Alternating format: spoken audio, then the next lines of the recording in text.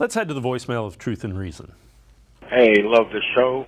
Long-time viewer, often caller. It's Truck and Brian calling from the Mansfield, Columbus area. Just have a question.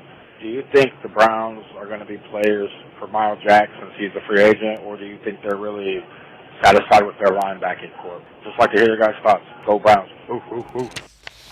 As always, appreciate all the voicemails. Tyler, we touched on it a little bit. There's also nobody's rushing out to sign Myles Jack, which, again, tells you something. So I think what they're doing is they're evaluating, all right, who might be available. The teams have an idea of who's going to be available once the cut down to 53 comes. Andrew Berry's sharp enough. There may be somebody that he thinks is a better fit for what they're doing. It might be somebody that's from Jim Schwartz's past. So there isn't a hurry to go out and sign anybody. And you know, they have a whole pro personnel scouting department with their eyes on who might be available come that 53-man roster cut down.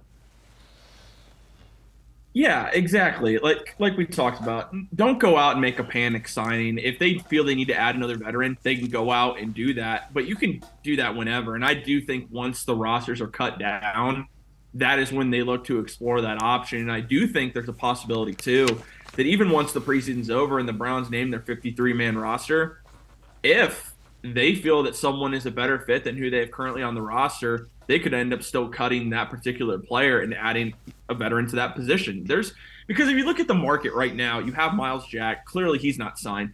A guy they potentially could look to bring back is Deion Jones. Just if he stays on the market, maybe he takes a cheap one-year contract. He wasn't awful with the Browns. He wasn't great, but he would be another veteran they could look at. I know Kyle Van Noy has been mentioned in the past because the Browns have had previous interest in him, but those guys are still available, and there's a reason why they're still available too. I mean, some of these teams might not sign any of these guys because, like you said, they're going to wait till all these roster cuts. Why go out and sign one of these guys now when someone better could be available, and that player could even potentially be on a one-year contract, which the Browns can get some of these veterans on one-year contracts after being cut. These guys aren't going to necessarily probably be looking for a lot of money. They're looking for a team for a season to try and maybe build back some value to enter free agency. And I think that could play right into the Browns' favor, right into Andrew Berry's favor. And I think that's the smartest move moving forward. That way, again, no panic signing. Wait till the roster cuts are done. Andrew Berry and Jim Schwartz really evaluate what the needs are in the defense. Are there any other positions they can look to really add another player or two, and then have your roster set for the rest of the season? Yeah, and again, you know, Myles Jack and Kyle Van Noy, they may sign with somebody and then be cut and available again.